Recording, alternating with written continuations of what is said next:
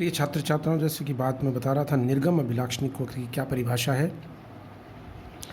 Transistor के किसी भी अभिविन्यास में निवेशी धारा के नियत मान पर जब निर्गम वोल्टता के सापेक्ष निर्गम धारा का परिवर्तन प्राप्त किया जाता है या देखा जाता है, तो इसे व्यक्त करने वाले जो वक्र हैं उन्हें हम निर्गम अभिलाक्षणिक वक्र कहते हैं।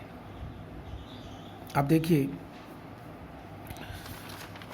कॉमन एमीटर, मैं पहले कॉमन एमीटर के इसलिए बता रहा हूँ कि ये ज़्यादा महत्वपूर्ण है, इसका उपयोग अधिक होता है और हमारा फोकस इसी पे रहेगा। आप आगे आने वाले चैप्टर्स में देखेंगे, फीडबैक एम्पलीफायर्स ले लीजिए, चाहे आप ऑसिलेटर्स ले लीजिए, इनमें सब में कॉमन एमीटर कॉन्फ़िगरेशन को ही तवज्जो देंगे।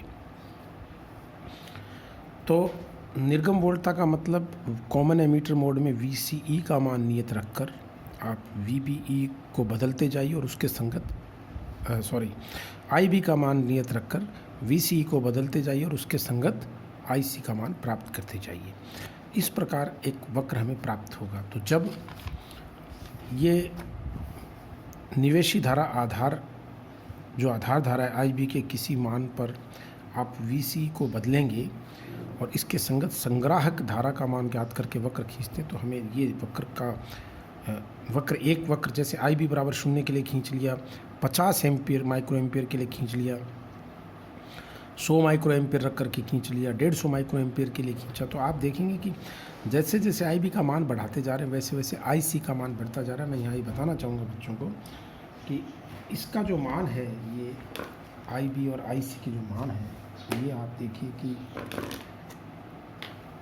वोल्ट और ये है VCE का मान जो है वो वोल्ट में है और ये मिली एम्पियर में धारा है IC का मान। ये आप ऑर्डर ज़रूर याद होना चाहिए। अब इसमें आप एक परिवर्तन को अगर गौर से देखें तो ये वक्र ऑलमोस्ट फ्लैट वक्र है, यानी IB का मान नियत रखकर अब अगर आप VCE का मान बढ़ाते जाते हैं तो IC के मान में कोई बहुत आशातीत वृद्धि नहीं होती, ये ऑलमोस्ट कांस्टेंट रहता है हर एक मान पे। जैसे IB, ये बात ज़रूर है, IB का मान 0 से जब आपने 50 किया तो धारा का मान IC का मान उसके संगत बढ़ गया हर एक। आप देखो, ये बिंदु यहाँ चला गया, ये यहाँ चला गया, ये यहाँ, लेकिन एक वक्र में IC का मान ऑलमोस्ट कांस्टेंट रहता है। ये कैसे रहता है, इसको आप यहाँ समझ सकते हो। मैंने आपको कुछ दिनों पहले बताया था कि, बल्कि मेरे पास अभी वो चूँकि नोट्स मैंने इसी कॉपी में बनाए तो आप देख सकते हो, जब आप एमीटर बेस्ड जंक्शन को फॉरवर्ड बायस करके कोई धारा को नियंत्रित करते हो तो धारा बहुसंख्यक आवेश वाहकों के कारण होती है। N से इलेक्ट्रॉन P के भाग में प्रवेश करते हैं और वहाँ कुछ उदासीन होते हुए या न्यूट्रलाइज होते हुए होल के साथ ज़्यादातर यहाँ पहुँच जाते हैं। यानी IC का निर्माण कौन करता है? वे बहुसंख्यक आवेश वाहक जो उत्सर्जक से बेस या आधार में आए। अब प्रिय छात्र छात्राओं, जब आपने इनकी संख्या को ही नियत रख दिया तो फिर IC के मान में परिवर्तन की कोई संभावना नहीं बचती। क्यों? IC है ही उन्हीं के कारण जो यहाँ से यहाँ प्रवेश करते हैं, और आपने जब IB को फिक्स कर दिया यहाँ पे कॉमन बेस को, कॉमन एमीटर कॉन्फ़िगरेशन में जब आपने इस धारा को फिक्स कर दिया, यानी तो आप ये देखेंगे कि IC का मान ऑलमोस्ट कांस्टेंट रहेगा। तो ये इसका कारण है और आप देख सकते हैं इसको। इन वक्रों से जो जानकारियां हमें प्राप्त होती है वो ये कि संग्राहक धारा का मान वोल्टता के सापेक्ष लगभग नियत रहता है। मैं आपको समझा चुका हूँ। इस भाग में ट्रांजिस्टर की निर्गम प्रतिबाधा को हम किसी भी एक वक्र के दो बिंदुओं पे आप ले लीजिए, उसके कॉरस्पॉन्डिंग VB का मान और चेंज इन IC निकालोगे तो delta VCE upon delta IC को हम निर्गम प्रतिबाधा या प्रतिरोध कहते हैं। और चूंकि धारा का मान ऑलमोस्ट नियत है, इसलिए निर्गम प्रतिबाधा कॉमन एमीटर कॉन्फ़िगरेशन में ट्रांजिस्टर की उच्च होती है। ये पैरामीटर आप याद रखेंगे कि निवेशी प्रतिबाधा कम होती है कॉमन एमीटर कॉन्फ़िगरेशन में और निर्गम प्रतिबाधा उच्च होती है। यही कॉमन बेस में होगा। अब आप जो महत्वपूर्ण बात है, आप देखिए कि IB के मान में मैं मान लो यहाँ से ये परिवर्तन करता हूँ, ये देखो कितना हुआ, 50 से 100 एम्पियर माइक्रो एम्पियर, तो कितना चेंज हुआ, 100 माइनस 50 बराबर 50 माइक्रो एम्पियर का परिवर्तन आया। उसके संगत ये कितना परिवर्तन है, डेल्टा आई सी, ये डेल्टा आई सी का परिवर्तन है। तो अगर मैं इस delta I C upon delta I B का मान ज्ञात करता हूँ तो ये धारा प्रवर्धन गुणांक कहलाता है, और ये एक बहुत महत्वपूर्ण पैरामीटर है कॉमन एमीटर कॉन्फ़िगरेशन में, कि VCE के किसी भी मान पर IB में परिवर्तन के संगत IC में भी जो परिवर्तन होता है, तो इनका अनुपात जो है वो धारा प्रवर्धन गुणांक बीटा कहलाता है। इसको बीटा से डिनोट करेंगे, और H प्राचालों में ये HF ही हो जाएगा। HF का मतलब होता है फॉरवर्ड करंट गेन, और E इसलिए लगाते हैं कि कॉमन एमीटर मोड में। ये भी आप समझ लीजिए निशान, HFB का मतलब होगा कॉमन बेस में धारा प्रवर्धन गुणांक, HFC का मतलब होगा कॉमन कलेक्टर मोड में।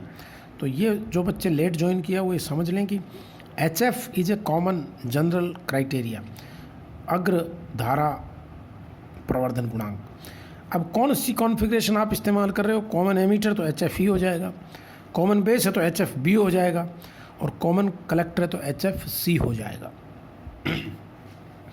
तो बच्चों बीटा का मान delta I C upon delta I B किस मान पे, नियत पे, VCE के किसी नियत मान पे, इसको धारा प्रवर्धन। और अच्छी बात यह है कि इसका मान 1 से बहुत ज़्यादा होता है। बढ़िया क्वालिटी के या ट्रांजिस्टर में हम करीब करीब ये 100 ही मान लीजिए, लगभग 100 के आसपास ये होता है। तो और सामान्यतया ये 50 से 60-70 के बीच में होता है। तो बीटा का मान उच्च होता है, और इसी कारण से ट्रांजिस्टर को जो है वो धारा प्रवर्धक की तरह भी इस्तेमाल करते हैं कॉमन एमीटर मोड में, और कॉमन एमीटर मोड में ही हम इसको वोल्टा प्रवर्धक की तरह इस्तेमाल करते हैं। अब प्रिय बच्चों बारी आती है उभयनिष्ठ आधार अभिविन्यास के। मैं आपको इसमें कोई बहुत ज़्यादा नई चीज़ नहीं है। आधार अभिविन्यास में निर्गम, तो अभिविन्यास में निर्गम का क्या है, यहाँ पे आप देखिए ये रहा कॉमन बेस। तो निर्गम के लिए IE का मान नियत रखेंगे, और VCB वर्सेस IC में ग्राफ प्लॉट करेंगे। तो आप कह दो निवेशी धारा IE के नियत मान पर VCB वर्सेस IC के वक्र, ये क्या होंगे, ये निर्गम अभिलाक्षणिक वक्र होंगे। तो इनका जो कुल है, मैंने बार बार बता चुका हूँ, ये कुल निम्न प्रकार का प्राप्त होता है। ये देखिए,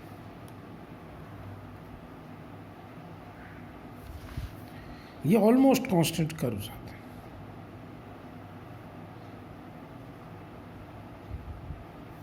और बहुत मामूली सा परिवर्तन करते ही धारा अचानक घट करके ये आपको ये 0। और आप ये देखिए कि ये कॉमन बेस में आप देखिए कि VCB ये प्लस है, तो ये प्लस में वोल्टता रहेगी VCB, +2, 4, 6, 8 ये ऑर्डर होता है। और ये -0.25 वोल्ट के अंदर धाराएं अचानक ये घट करके, यानी ट्रांजिस्टर कट ऑफ मोड में चला जाता है। ये कट ऑफ मोड है, और ये एक्टिव मोड है। ये कट ऑफ मोड है, और ये जो है आप ये देखेंगे इसको, ये सेचुरेशन मोड है। धारा का बहुत तेज़ी से बदलना सेचुरेशन की निशानी, दोनों जंक्शन इसमें अग्रवायसित होती है, ये आप देखेंगे। और इसमें इधर ही IC है, मिली एम्पियर में मामला है, ये वैल्यूज़ आपकी वोल्ट में है। अब आप कोई भी दो बिंदु एक वक्र पे ले लीजिए, IB का मान जैसे मैंने कह दिया 0, वही 25 माइक्रो एम्पियर, 50 IE का मान है ये, तो 0। और मान लीजिए माइक्रो एम्पियर में नहीं होगी, IE 10 मिली एम्पियर ले लिया, ये 20 मिली एम्पियर ले लिया। प्रिय बच्चों इस प्रकार से ये मान बदलते जाएंगे, और इससे भी हम क्या क्या जानकारी प्राप्त कर सकते हैं, ये मैं अगले लेक्चर में आपको पूरा डिटेल में बताता हूँ।